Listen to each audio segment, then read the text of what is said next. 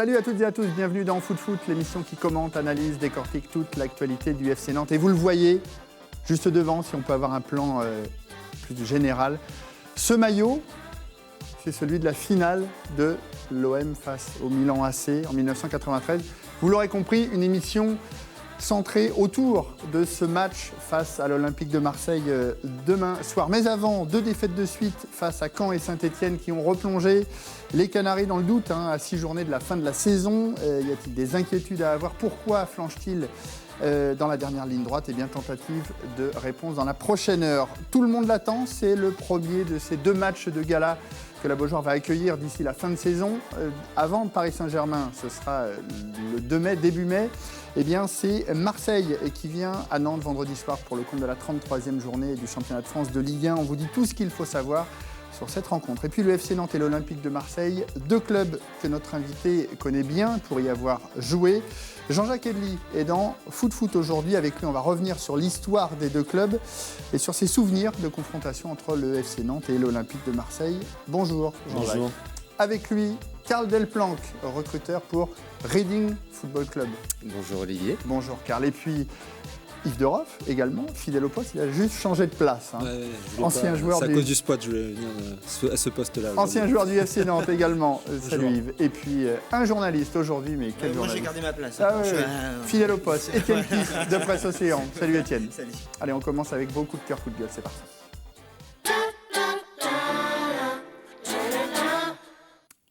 Coup de cœur, coup de gueule, et on commence avec Jean-Jacques. Coup de cœur ou coup de gueule?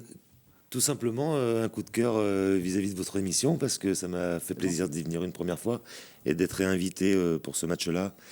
Ça me fait très plaisir. Donc c'est un réel coup de cœur d'être parmi vous de nouveau.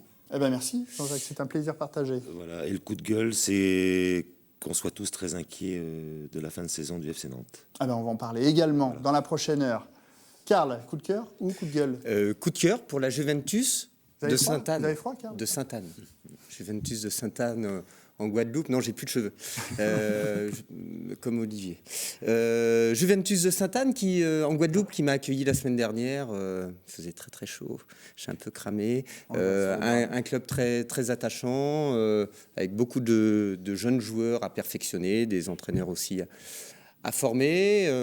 Et puis du coup, un petit coucou aux Antillais qui sont passés par Nantes, Titi Bonalaire qui est de la Guadeloupe, qui est actuellement recruteur pour les Girondins de Bordeaux, puis un petit coucou également à Eddy Capron, qui lui est martiniquais, j'ai pas eu le temps d'aller faire un petit tour là-bas. Yves, coup de cœur ou coup de gueule? Je vais donner un petit coup de gueule aujourd'hui par rapport à toutes ces histoires qu'il y a en ce moment, que ce soit sur l'arbitrage, avec des présidents qui sont suspendus. Je crois qu'on oublie surtout l'essentiel en ce moment, c'est le jeu. Et le beau jeu, donc voilà, c'était par rapport à toutes ces histoires-là. Étienne, coup de cœur, coup de gueule? Coup de gueule sur la manière dont les supporters nantais ont été traités à Saint-Etienne, parce que 150 membres de la Brigade Loire ont été refoulés au péage. Bon, ils avaient tenté, parce que la préfecture de la Loire avait mis des mesures assez drastiques. Donc voilà, je pense, je dis pas que tous sont des anges, mais il faut pas non plus considérer les supporters comme des délinquants. Fallait les laisser rentrer.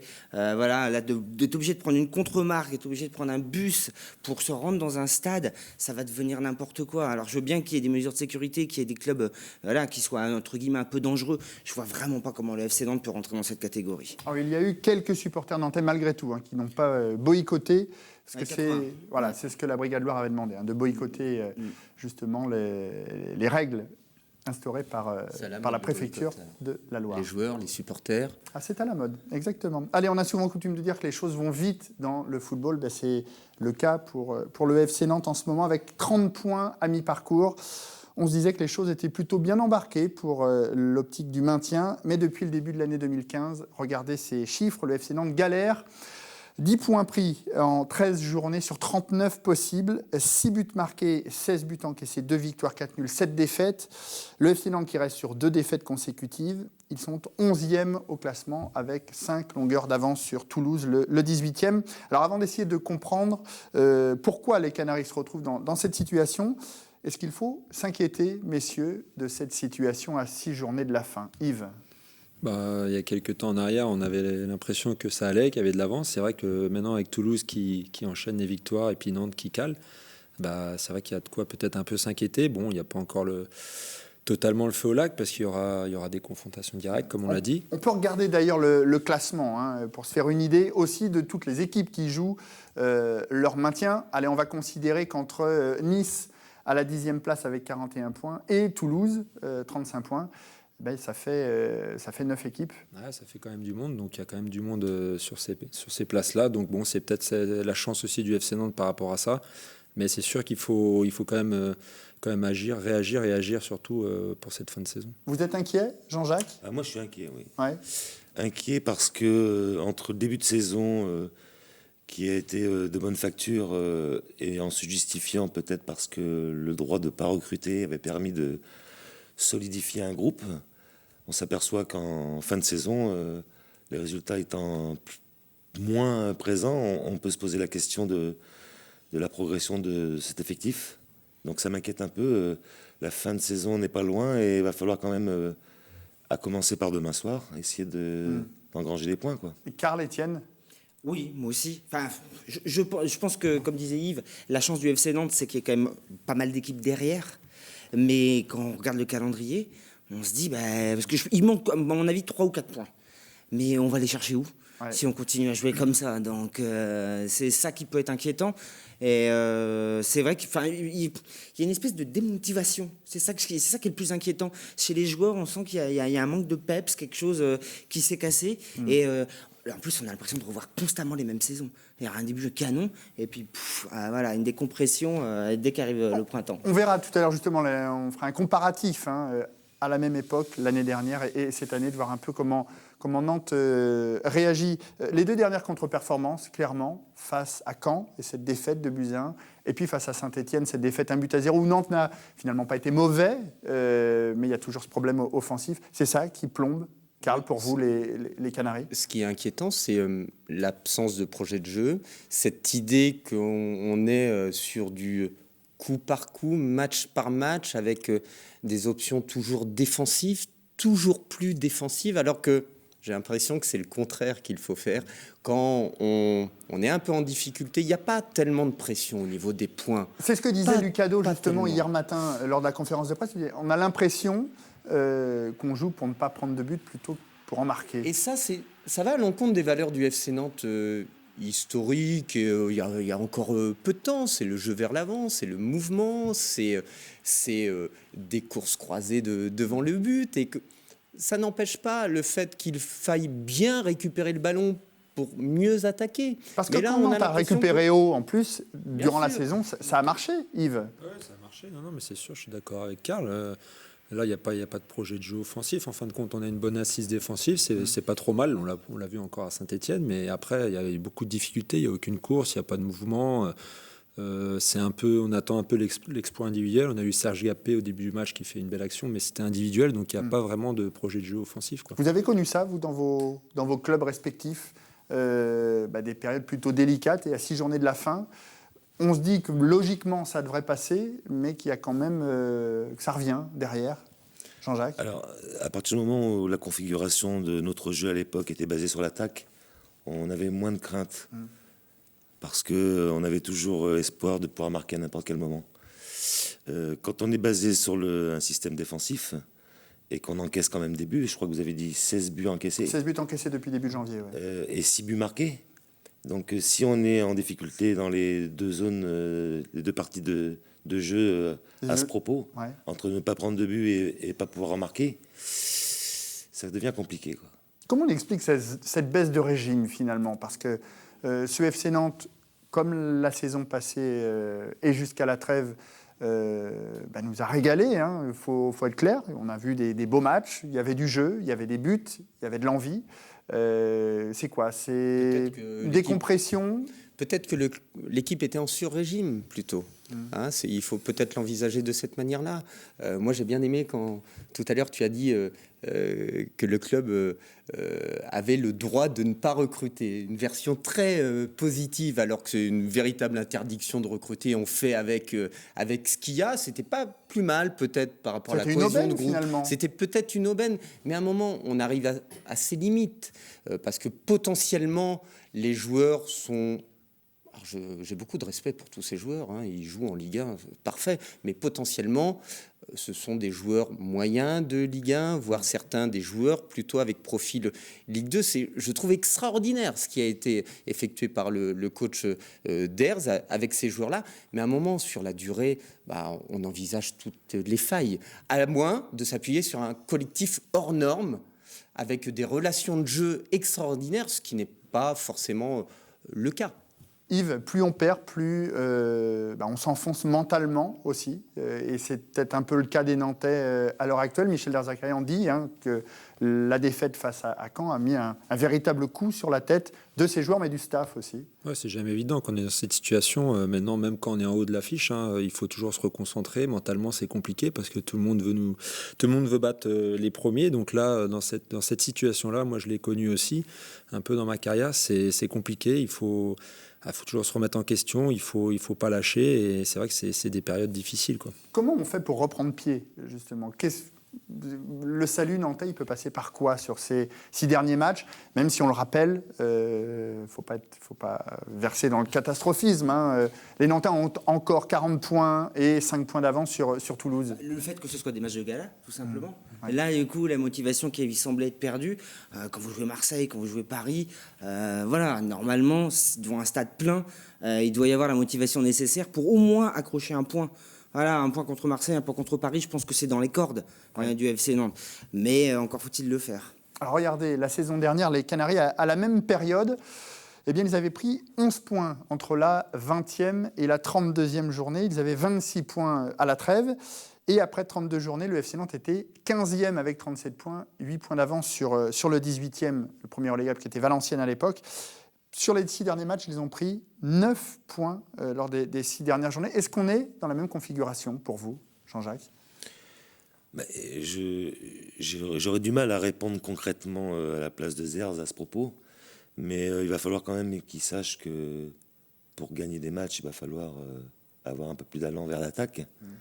Et s'il veut continuer à se résoudre à dire que s'il fait 6 matchs nuls, il va se maintenir, ça va au détriment du spectacle, ça va au détriment aussi peut-être... Mais est-ce qu'on peut se permettre de faire du spectacle là quand on a absolument besoin de points finalement ? Est-ce qu'on a absolument besoin de points ? Il y a quand même 6 points d'écart ? Non, 5 poinds avec Toulouse. 5 points avec Toulouse. Lorient-Toulouse, samedi. Week-end, ouais. Il y a des matchs... je veux dire... Nantes est un peu tranquille quand même. Moi, je suis d'accord que le fond de jeu est un peu alarmant. Sur le plan comptable, je trouve qu'il y a une forme de tranquillité et j'ai envie de dire que Nantes va s'en sortir tranquillement. Dans ce cas-là, créons du jeu, tentons des options offensives, parce que... Ça veut dire qu'on s'inquiète pour rien, là, finalement, pour vous, ouais, un petit peu, parce que en plus, avec toute cette ambiance-là, ce sont les joueurs qui en prennent un coup derrière la tête. Parce que quand on est joueur, on a envie d'être au-dessus. On a envie d'être dans la surface de réparation adverse. Mentalement, c'est hyper dur de subir, d'entendre son coach qu'il va falloir défendre coûte que coûte.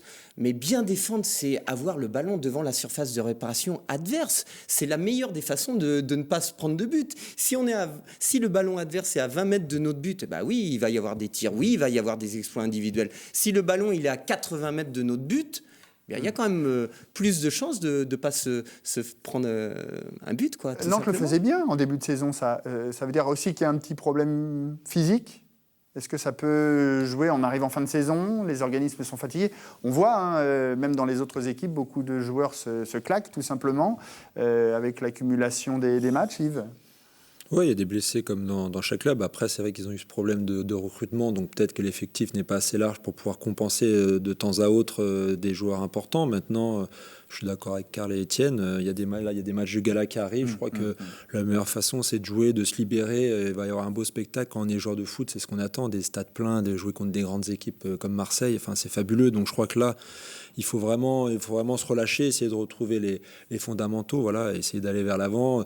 Peut-être qu'ils ont peur aussi de mal faire, je sais pas, mais bon, on loupe toujours des choses de toute façon quand on est joueur, donc voilà, il faut se lâcher un petit peu. Trop la pression en fait. Oui, il faut. Alors c'est pas évident, comme le dit Karl, on est en train d'alarmer le truc, on prend quand même un coup de massue quand on est joueur, c'est vrai. Donc, mais bon, il faut, voilà, ces matchs-là, c'est quand même des matchs super à jouer. Il faut vraiment en profiter, pas avoir de regrets, et puis et puis aller essayer de faire ce qu'il faut pour aller sur un jeu offensif et marquer des buts. Regardez la saison passée, il restait 6 journées. Nantes avait pris 9 points face à Guingamp, face à Marseille, face à Saint-Étienne. Ils étaient allés gagner également 6-2 à Valenciennes. Ils avaient joué à Toulouse et un match nul pour terminer à Bastia. Cette année, Nantes reçoit l'OM, le PSG, Lorient et va à Toulouse, Bordeaux, Lens. Des calendriers comparables pour vous, Étienne ? Non, pas vraiment. Parce que, contrairement à l'an dernier, hormis Lens, parce qu'à mon avis, je pense que Lens est condamné, les 5 équipes jouent soit une place européenne, voire le titre de champion, ou une place pour se maintenir. Donc, ça va être des matchs au couteau à chaque fois. L'an dernier, Nantes était beaucoup plus tranquille. Le dernier match à Bastia, voilà, ça avait été sympa. Et puis, la dynamique était différente aussi, la dynamique peut-être. était différente, oui, parce que puis il y avait plus de sécurité. Là, c'est vraiment le calendrier. On se dit, oui, il y a quand même 5 équipes qui jouent gros sur cette fin de saison. Donc, faut voir. Karl. Si on regarde que le calendrier de Nantes, c'est alarmant. Mais il faut avoir une vision globale de l'affaire. Ouais. Parce qu'il y a des confrontations directes, je l'ai dit tout à l'heure, il y a Lorient-Toulouse, il y a d'autres matchs comme ça. Il faut faire attention parce que Lens ne lâchera pas. C'est Antoine Camboiré, le coach à Lens. C'est une équipe jeune qui joue, qui voudra aller jusqu'au bout de ses ambitions, devant son public. Je veux dire, il y a un contexte particulier. Là-bas, on ne peut pas lâcher. Au Stade Bollaert, on ne lâche pas. Si on prend juste, par ce petit focus, la planification de Nantes, on est inquiet. Si on regarde l'ensemble des matchs, on n'est pas inquiet. Parce qu'on peut jeter un œil, justement, le calendrier des autres équipes. On prend Lens. Lens va aller à Metz lors de la prochaine journée, recevra Monaco, va aller à Lille, recevra Montpellier, va à Nice et accueillera Nantes. Bon, c'était également pas forcément à portée des Lensois. Quand on regarde Évian ou Reims, on se rend compte qu'Évian va à Guingamp, reçoit Bastia, va à Lyon, reçoit Reims et Saint-Étienne et termine par Caen. Et puis Reims va à Bastia, reçoit Lyon, se déplace 2 fois à Guingamp et à Évian, une autre confrontation directe, reçoit Rennes et va à Paris. On peut être plutôt optimiste quand on voit ça, Karl. Oui, je suis d'accord, on peut être optimiste. Maintenant, vu cette situation, préparons l'avenir tranquillement. Enfin, tranquillement, non, pas tranquillement. C'est un travail de tous les jours de préparer l'avenir. C'est l'occasion de le faire. Nantes l'a toujours fait. Il ne faut pas être ébranlé par une forme de pression qui n'a pas lieu d'être. Donc à Michel de préparer l'avenir, à anticiper les associations de joueurs qu'il souhaite pour le devenir. Il n'y a pas franchement de pression exagérée à se mettre. Malgré tout, c'est usant, on imagine, de jouer le maintien. Yves ? Là, comme je disais tout à l'heure, dans les deux sens, quand on joue le titre, c'est pareil, c'est super usant. Donc qu'on joue le maintien. Pourquoi, Jean-Jacques ? Pourquoi c'est usant mentalement, c'est usant physiquement Pas pour les mêmes raisons. Je dirais que dans la situation du FC Nantes qui passe son temps quand même à défendre, à vrai dire, peut-être que c'est plus usant et plus fatigant que d'attaquer tout le temps. Si on veut jouer un titre, on est obligé d'attaquer, on ne peut pas faire autrement. On ne peut pas se permettre d'attendre 80 minutes et penser qu'à 90e, planter l'adversaire sur un contre. Donc je pense que tout va être là. Est-ce que Michel va changer un petit peu sa façon de faire jouer son équipe, ou est-ce qu'il va rester prudent et jouer, je pense qu'il le voit comme ça, assurer un peu plus ses résultats. C'est ce qui nous fera voir dans les prochains matchs, quoi. Sur quel levier, justement, Michel Derzakarian et son staff doivent jouer là, sur ces 6 dernières journées? La question, c'est ça. Est-ce qu'il continue comme ça, ou est-ce qu'il change d'attitude et il dit, bon, maintenant, on lâche les chevaux, quoi. Étienne. Après, on aura envie de dire, mais ça, c'est peut-être un vieux pieux, de lancer la jeunesse, quoi. Lancer des gens qui, même si ça peut être aussi une mauvaise chose, quoi. C'est un double tranchant, parce que c'est aussi les envoyer dans la fosse au lion sur des matchs comme Marseille ou Lyon. Ou Paris, pardon. Mais oui, il y a plus trop le choix. De toute façon, faut lâcher les chevaux, quoi. Karl ? Il faut tenter, à mon avis, il faut tenter des coups sur quelques associations de joueurs dans la perspective de l'année prochaine. Est-ce que on doit jouer à 2 attaquants ou pas? Est-ce que c'est autour de Yacine Bamou qu'on prépare la saison offensivement? Est-ce que c'est dans les couloirs avec Nkoudou? Comment on envisage l'animation au milieu de terrain? Est-ce que on maintient Verretou milieu défensif ou milieu offensif? À un moment, il va falloir déterminer, définir où vont se placer ces joueurs-là, parce qu'on voit bien que Verretou, ça manque de constance, mais c'est surtout en lien avec ces changements de position systématiques. Il faut essayer de trouver ou retrouver quelques repères sans avoir un 11. Mais dans cette période, est-ce qu'on peut retrouver est-ce qu'on peut tenter des choses, justement, quand rien n'est assuré encore? Bien sûr. Prenons en considération ce qui a bien fonctionné. Est-ce qu'il y a des associations de joueurs qui ont bien fonctionné depuis le début de saison? Si oui, remettez-les en place. Ça rassure tout le monde, ça rassure les joueurs en premier, parce qu'ils ont besoin d'être rassurés. Donc, ça commence par 2 joueurs, 3 joueurs et puis 4. C'est aussi... Enfin, non, c'est compliqué. Mais quand c'est compliqué, revenons à la base, aux choses les plus simples. Pour en terminer, est-ce que le groupe n'est pas à bout de souffle non plus? On a parlé de fin de cycle, problème de fatigue peut-être aussi, on le disait tout à l'heure, de fin de saison. Yves? Oui, de toute façon, fin de saison, c'est toujours compliqué, il y a toujours de la fatigue. Donc, et puis on sait que certains vont partir, c'était pas le cas l'année dernière. C'était peut-être des questions aussi, peut-être que certains qui se posent trop de questions, peut-être sont un peu déconcentrés par rapport à ça, mais bon, quand on est joueur pro, c'est le terrain qui prime. Si t'es pas bon sur le terrain, si tu dois partir, t'es pas repéré comme il faut, donc il faut être performant, et je crois que ça passe aussi par la performance de l'équipe. Donc, Jean-Jacques? Mais on a un petit peu du mal à répondre à cette question parce que on n'a pas trop de vision de l'extérieur sur ce qui se passe au club. On disait avec Karl qu'auparavant, une chose primait et seulement une, c'était le jeu pour le jeu. Maintenant, on a l'impression que les individus, les personnes prennent plus l'ascendant sur le club que le reste. C'est pas forcément le club, là, c'est plus le football en règle générale qui a changé. On a du mal quand même à avoir quelques certitudes. Oui, sauf que je suis d'accord, le football a changé. Nantes a toujours été différent dans le paysage du football, mais pourquoi on se mettrait dans la norme du football français, européen ou global? Ça a toujours été différent. C'est cette différence qui a fait la marque de fabrique de Nantes, ce qui a permis, avec très peu de moyens, d'être comparé à Barcelone. Je vous le rappelle quand même, Barcelone, venez voir les entraînements de Coco Seudon. On en parlait avec Jean-Jacques encore. C'est pas rien. Barcelone, eux, sont restés au même niveau. Nantes, il y a eu plus du yo-yo, alors que les valeurs du jeu sont intactes. La culture, elle est intacte. J'ai l'impression qu'il y a juste un peu à la dépoussiérer, peut-être aussi avoir, comme dit Jean-Jacques, des hommes forts qui inscrivent la politique technique générale du club avant tout, avant la gestion du club business, comme on a trop tendance à le voir. Tout s'articule autour de la politique technique du club, et les autres services du club, qui sont importants, sont à la disposition de cette politique. Bon, pour ça, il faut des gens qui tiennent la baraque et qui aient un cap clair, parce que c'est pas facile. On se prend du vent en pleine face, mais c'est ce qui permet d'avoir une vraie colonne vertébrale. Allez, on va avancer dans cette émission.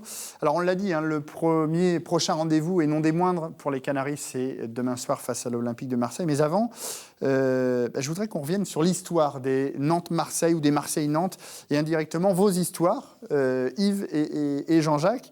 Vous avez connu les 2 clubs, vous, Jean-Jacques? Oui. Et le FC Nantes pendant 12 ans, et l'Olympique de Marseille pendant 10 mois. Pourquoi c'est toujours particulier, un match Nantes-Marseille? Parce que Marseille fait partie des grands clubs. C'est une grande affiche.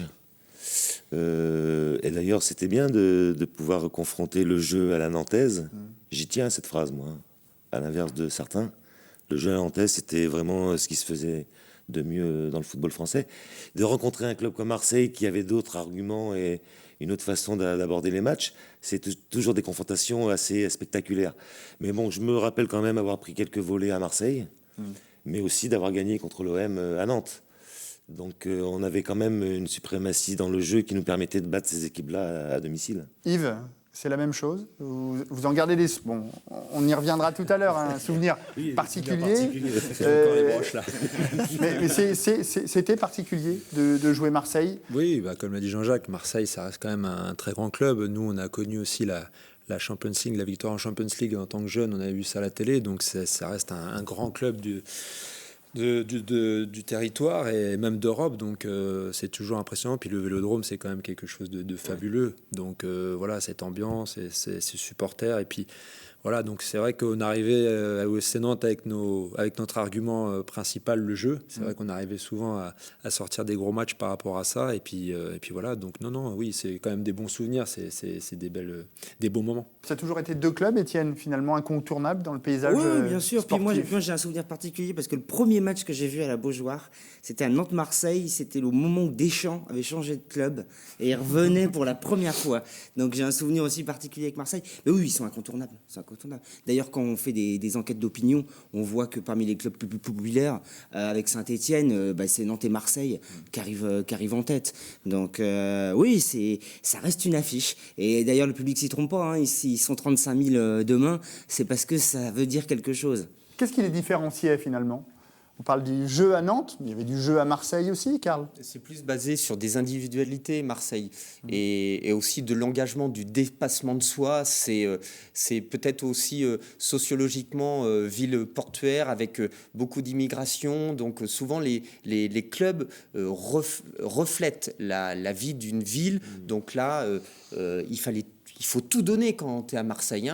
Je ne sais pas, peut-être qu'un jour, tu as été boire un verre à 1h30 ou 2h du matin dans un bar de Marseille. J'imagine que s'il y en a un qui fait ça, les supporters vont l'alpaguer en disant Coco, tu rentres chez toi demain ou dans 3 jours, tu as match. Il faut tout donner, quoi. Il faut tout donner. Alors qu'à Nantes...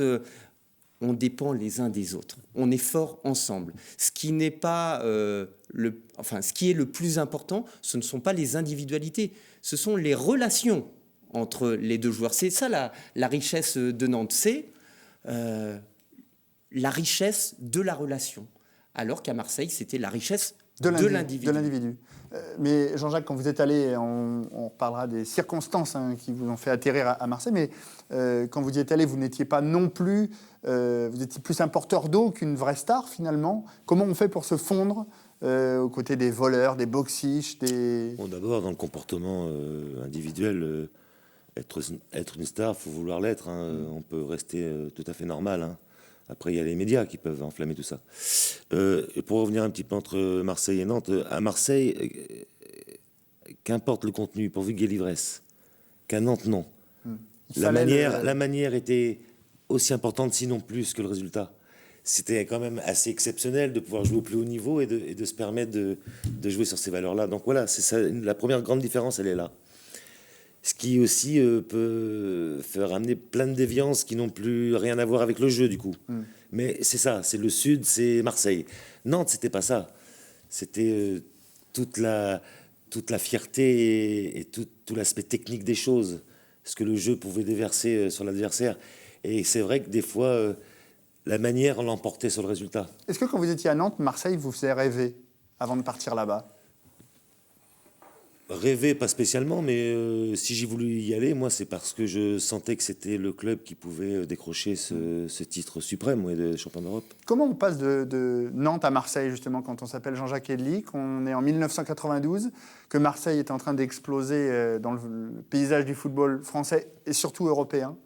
Écoutez, je suis arrivé là-bas, j'étais le 28e homme, et j'ai pas perdu une minute pour gagner ma place, c'est-à-dire que la guerre était à l'entraînement, pour être dans les 16 convoqués le week-end. Parce qu'on en voit, Boli, Voller, on les découvre là à l'écran. Le haut niveau, dans les grands clubs, vous n'avez pas le choix. Vos qualités techniques ne suffiront pas, ou d'intelligence tactique.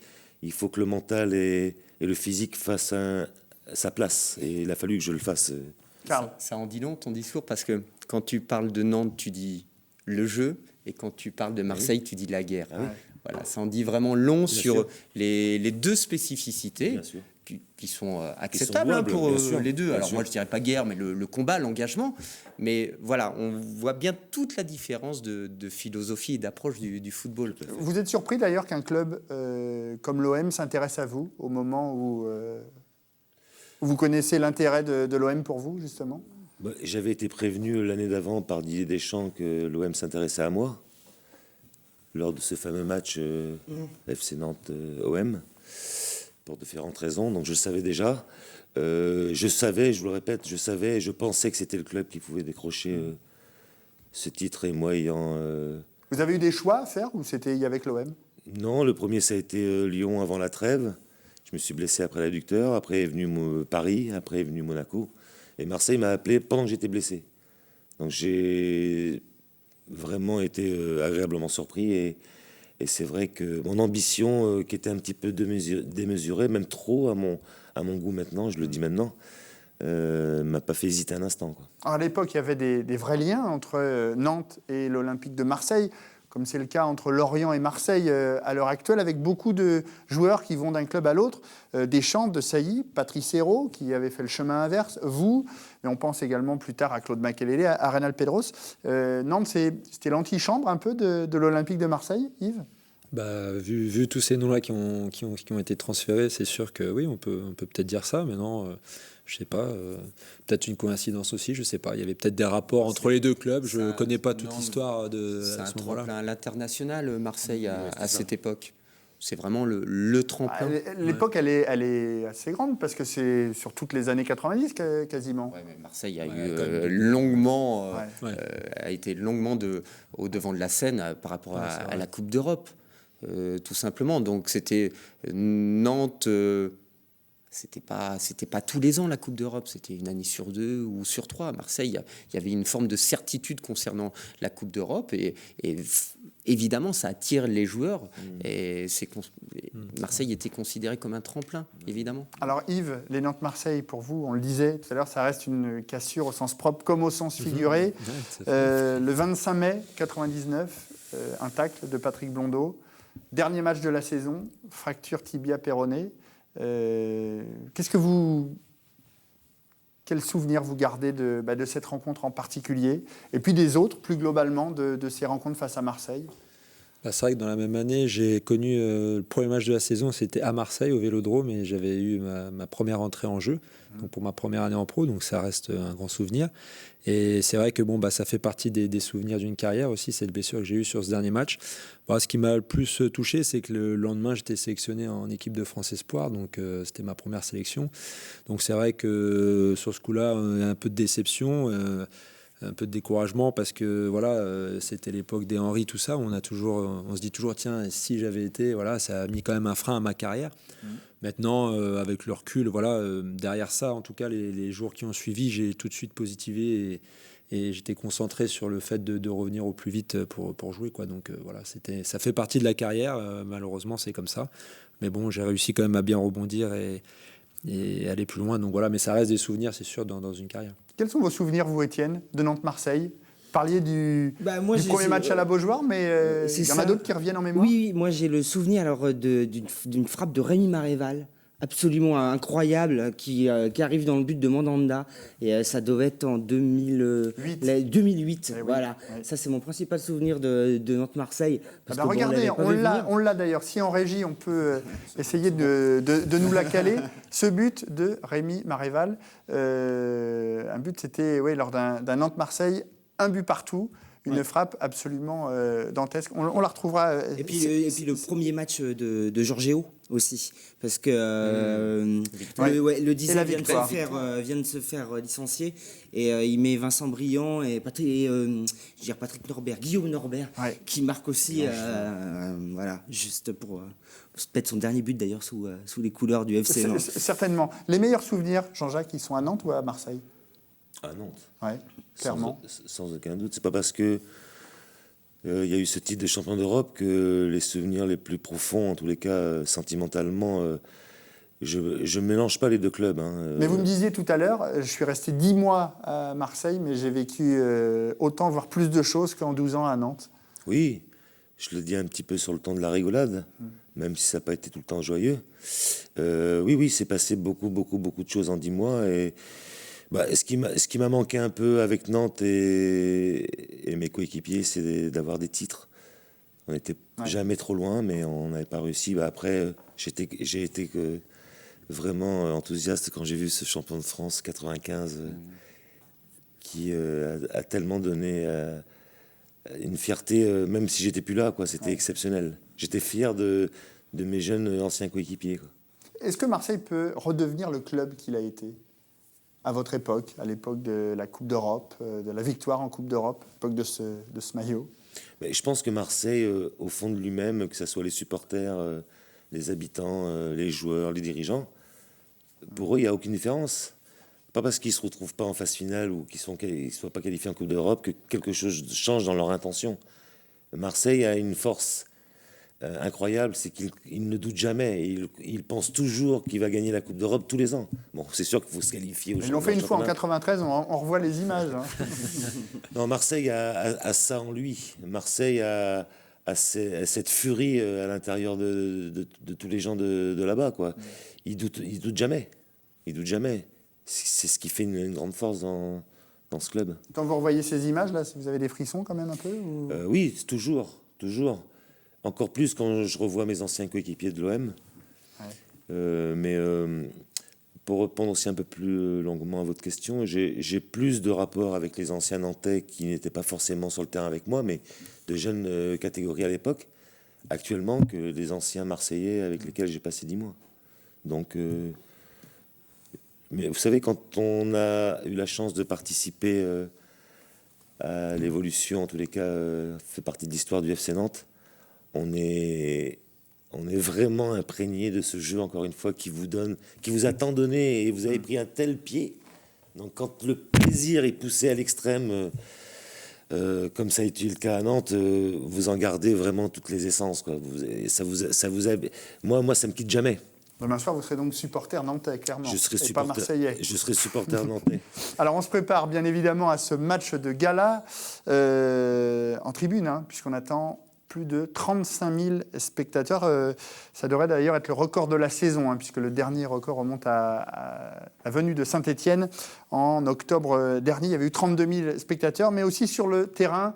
Écoutez, Issa Sissoko, le latéral droit du FC Nantes, et Lucado, c'était hier matin, en conférence de presse. Forcément, ouais. C'est des matchs que tout le monde rêverait de jouer. Alors, à nous de le jouer à fond et pas se poser de questions. Ouais, pour nous, c'est un match charnière dans le sens où, sur les 2 derniers matchs, on a fait 2 défaites. Pour eux, c'est un match aussi important parce qu'ils sont en train de s'éloigner du podium petit à petit et je pense que c'est pas leur objectif. Donc,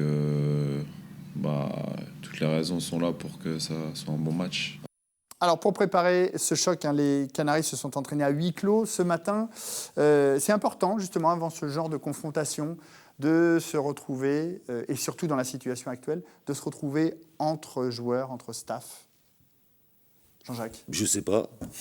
Vous aimiez ça à l'époque, par exemple? Non. Ah non, pas du tout. Moi, j'ai toujours aimé faire partager les moments, les instants au maximum de personnes. Ah non, pour ça, moi... Yves Bon, pareil, moi, que ce soit huis clos ou c'est plus embêtant pour les supporters. Donc, c'est vrai qu'ils viennent pour nous voir, pour nous supporter, nous encourager. Donc, c'est vrai que moi, ça ne me dérange pas plus que ça. Après, c'était souvent les clubs qui voulaient faire ça. Bon, je trouve ça toujours paradoxal, en fait. On est en difficulté et on s'enferme. On a besoin d'un soutien. C'est le contraire. On est en difficulté. Partageons, soyons encore plus forts ensemble, collectivement, au sein du club, les joueurs, avec la presse et les supporters. Réunissons-nous, j'ai envie de dire. On est en pleine vacances de Pâques. On sait qu'il y aurait eu 200 supporters à l'entraînement ce matin. Il y a eu du monde hier matin à la Genelière. Il y avait beaucoup de monde. Est-ce qu'il n'y a pas un moment où il faut rentrer un un petit peu, malgré tout, dans sa bulle, non ? Mais ça fait partie du job du footballeur, d'être capable, sans qu'il soit schizophrène, mais quand même de séparer les données. Il y a l'entraînement, il y a du monde, on sait qu'il va y avoir du monde. Et puis après, préparation mentale, plus individuelle, concentration. Mais ça fait partie à mon avis, du métier du footballeur. On travaille pas mieux comme ça, quand on est entre soi Il y aura de la pression à la Beaujoire. S'il y a de la pression à l'entraînement avec des supporters, on se prépare. Écoutez Michel Derzakarian, justement, qui parle de cette pression et de ce match face à Marseille, demain soir. On n'a pas le droit d'aborder un match, nous, en dilettante, quand on va rentrer dans un stade comme ça, avec plus de 35 000 personnes. Voilà, il faut manger la pelouse. C'est en effet l'état d'esprit qu'il faut avoir. Il faut manger la pelouse, c'est l'expression de Michel Derzakarian. Faut tout donner sur ce genre de match, Jean-Jacques ? Moi, j'aurais dit tout simplement, il faut jouer. Jouer et ne pas avoir peur de jouer. Parce que si on continue à craindre, la peur va s'accentuer. Et il ne faudrait pas que des mauvaises nouvelles arrivent dans le match très vite, parce que ça va être compliqué. Et puis bon, se cloîtrer, se renfermer, je ne crois pas que ça puisse aider. Au contraire, il faut sentir cette température. Et puis il faut être conscient pas de l'urgence, mais de l'importance de ce match, quoi. Voilà, moi je ne vois pas les choses de cette façon. Et puis, à preuve du contraire, les joueurs de Michel n'ont jamais rechigné à la tâche. Ils ont toujours été... Ils ont donné beaucoup, ouais. Ils ont donné. Donc je ne vois pas pourquoi on ne peut pas reprocher ça. D'ailleurs, c'est à l'image de Michel qui inculque ces valeurs-là de dépassement. Oui, tout à fait. Je veux dire ça. Et puis qui a fait un travail, on cesse de le redire, mais remarquable depuis qu'il est là. De ce côté-là, on n'a rien à dire. Alors on le disait, les Canaries restent sur 2 défaites consécutives face à Caen et Saint-Etienne. On va revenir quelques minutes sur ce revers à Saint-Etienne qu'on a évoqué rapidement tout à l'heure. Est-ce qu'il vous laisse des regrets ? On va revoir l'occasion notamment de Serge Gakpé, l'occasion stéphanoise en tout début de rencontre. Étienne, vous étiez au match. Le problème, c'est qu'il s'est passé que ça, quoi. C'est qu'il y a la frappe de Serge qui en plus doit être cadrée, parce que si Ruffier ne fait pas ça, le match peut être changé. Et après, on assiste à pas grand-chose, parce que le pauvre Bamou, il était tout seul devant, mais il n'a pas reçu un ballon. Donc c'est difficile de le blâmer. Et on s'est un peu ennuyé jusqu'à ce coup franc où déjà j'ai l'impression que le mur est mal placé. Et je crois que Rioux anticipe mal quand même il anticipe le centre, clairement. Le centre et pas la frappe. Il est mal placé aussi. Il est mal placé également. au départ. Le FC Nantes qui quand même dans le jeu a montré que défensivement ça tenait le coup, parce qu'il y a eu un but mais sur coup franc, a montré qu'il pouvait tenir tête également à une grosse cylindrée de Ligue 1. C'est pas nouveau que Nantes est capable de tenir tête à une grosse cylindrée, mais c'est pas suffisant. C'est vraiment pas suffisant. Il manque l'essentiel. Ouais, et puis Saint-Etienne n'a pas fait un grand match non plus. Donc, match de Coupe de la Ligue, il faisait chaud. Voilà, ils ont marqué, donc ils sont un peu contentés de ça. Voilà. Jean-Jacques. Ce qui est très intéressant, c'est le match de demain soir, Exactement. où le comportement de l'OM est l'inverse totalement de Nantes. Toute voile dehors, on va dans tous les sens. C'est les antipodes. Ouais, mais donc on va voir. Ça peut avoir un revers aussi. On va en reparler tout à l'heure de cette équipe de Marseille. Comme passer son temps à défendre. Exactement. À un moment, un troisième revers d'affilée demain soir face à Marseille. Là, il y aurait vraiment le feu dans la maison ou pas ? Karl, vous qui étiez plutôt optimiste tout à l'heure. Non, il n'y aura pas le feu, parce que à nouveau, il y aura les résultats des derniers qui jouent les uns contre les autres. Il n'y aura pas le feu, mais ayons en tête qu'on est dans une phase de préparation de l'avenir, de préparation de la saison prochaine.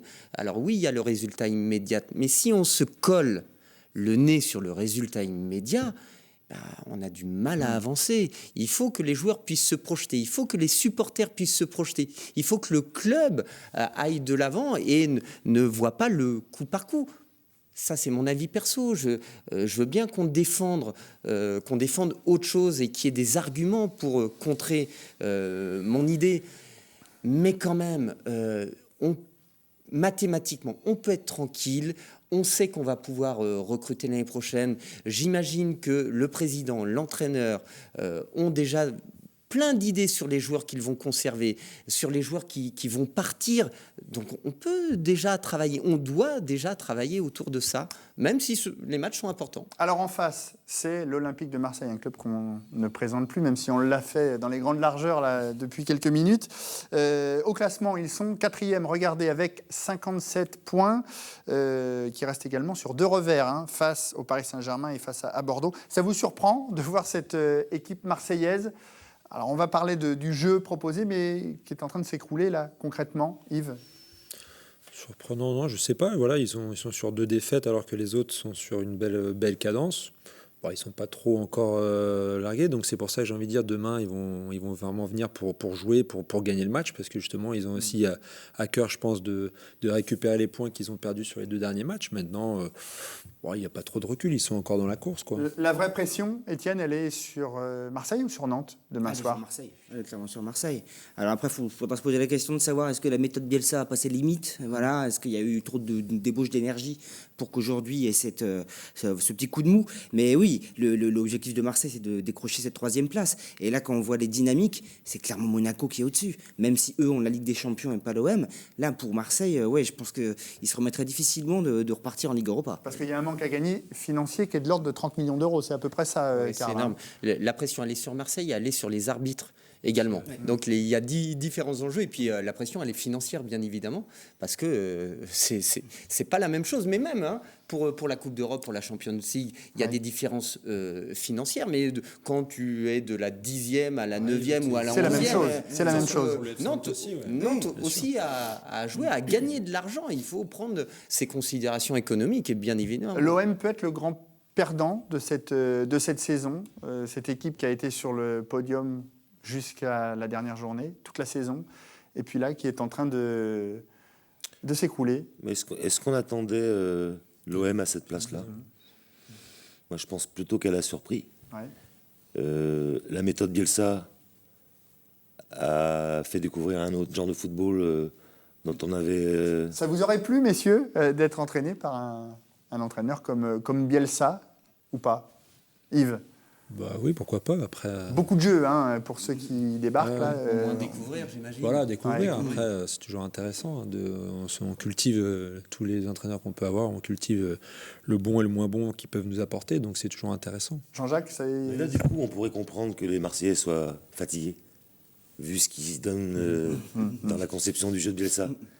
Je le comprends moins par rapport au FC Nantes, où la configuration, le projet de jeu est tout à fait différent. On s'applique à bien défendre. Je ne crois pas que ce soit là qu'on fatigue le plus. Alors à quoi elle ressemble cette équipe marseillaise ? Je vous propose de la découvrir. Elle joue dans un système bien particulier, en 3-3-3-1, avec Djadjedje, bien évidemment, et Mendy qui, en phase défensive, se replie sur les ailes. C'est quoi les caractéristiques, justement ? C'est beaucoup de travail pour tous les joueurs de l'équipe, c'est ça, Yves ? Plus que dans un 4-4-2 habituel ou... Oui, dans ce système-là, en plus, les deux sur les côtés ont un rôle très important parce que c'est vraiment... les pistons, vraiment des pistons et on a vraiment besoin d'eux dans le foot moderne. Donc voilà, après...